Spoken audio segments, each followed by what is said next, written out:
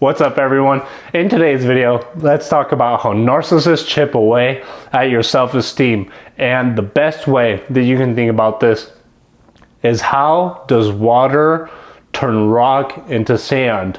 I was just having a conversation on Instagram the other day where this girl was telling me how she feels like she recognized how many things about her, what attachment issues she had that were brought out in her because of the relationship that she was in. And when she said that, I thought, well, that is potentially possibly the case and it could be accurate for her. I thought about my relationship and I was like, what issues did I have and what problems were there with my self-esteem and my self-love? And the more that I thought about it, I realized that at first I really didn't have many self-esteem issues at all. I really do love myself and I'm happy with myself and I think I'm awesome. I think I'm an incredible guy and I think, you know, everybody else is also really amazing as well. I think that, you know, we're all incredible. I think that people are amazing in general. And I think it's healthy to have self-love. And then I realized that because I was so attracted to the narcissist that I was dealing with at that time, the narcissist took advantage of that. And I ended up letting myself down because, as you know, you are going to get love bombed in a narcissistic relationship where you are going to feel like you are just so massively compatible with this person. This is something that I just talked about in my video, attraction versus compatibility and the difference between the two. You should check that video out. It's really helpful for this video.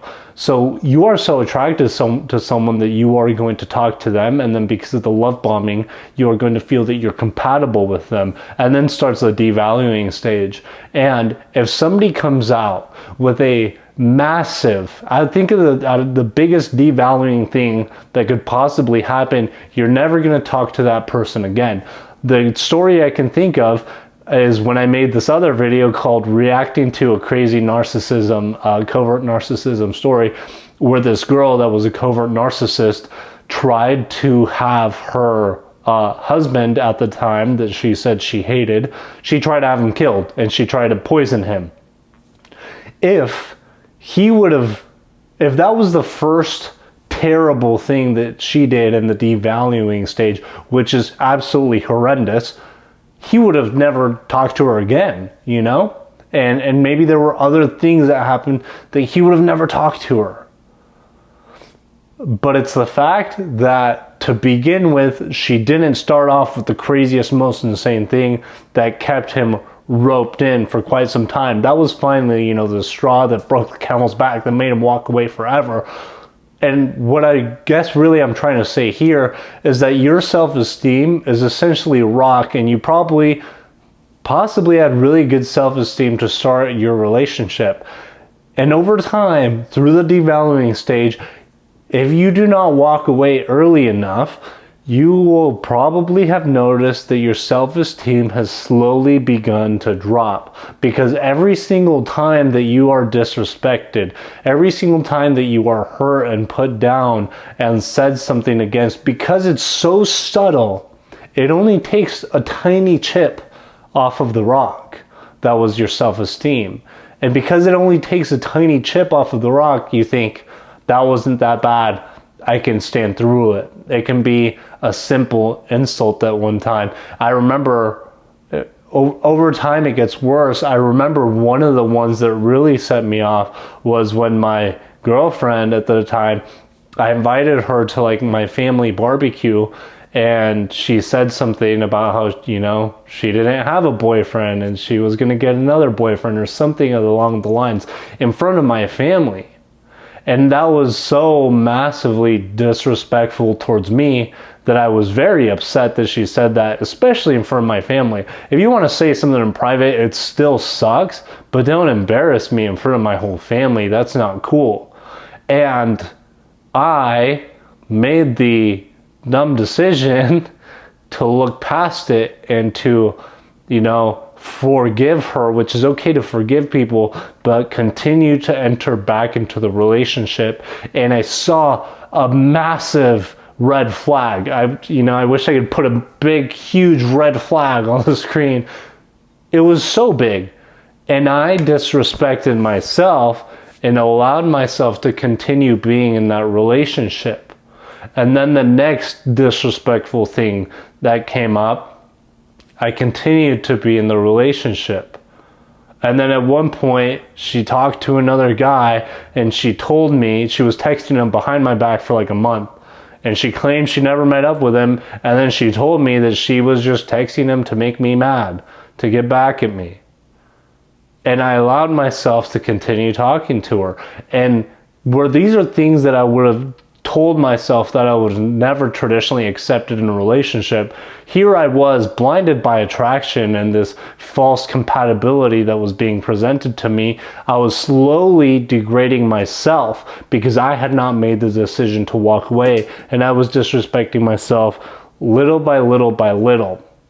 And over time, as that built up, as those chips wore away from me, the rock that I once was got buried down into the ground and turned into sand. And I felt depressed. I felt like I had no self-esteem. I didn't like the person that I was at that time. And I remember not being happy with my life in general. And it was because the little disrespect started way at the beginning. And slowly but surely, she wore me down until I got to the point where I had turned my rock into sand. And that sand was no longer strong, and it was not capable of truly withstanding the blows that I was being given all the time. And because of that, I remembered one day I couldn't, have it anymore. And I was like, I'm going to be done with this forever. I was just thinking back into what direction I wanted my life to go.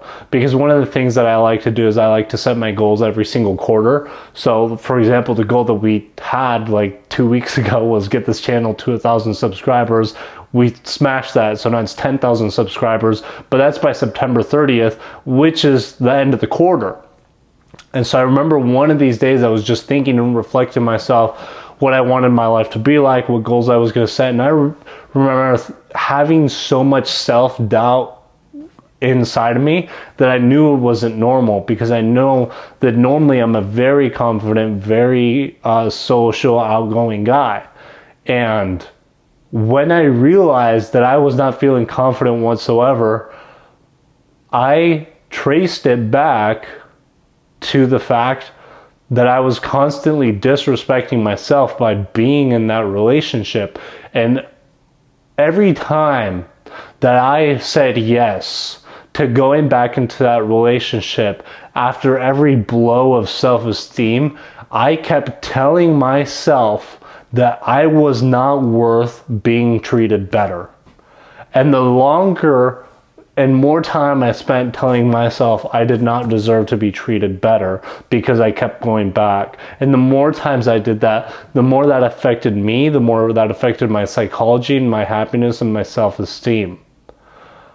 And through those constant blows that I was given, I did not step away, and I was no longer the person that I once was.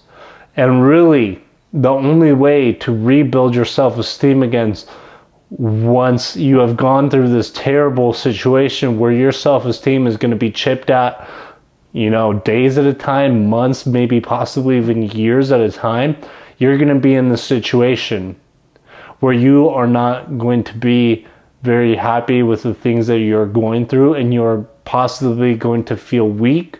But it's important for you to recognize that maybe you once were a very awesome, incredible rock, and they turned you into sand. And through the pressure of life and learning to become strong, you are going to, be put under the torch and turn in a glass, which is even better.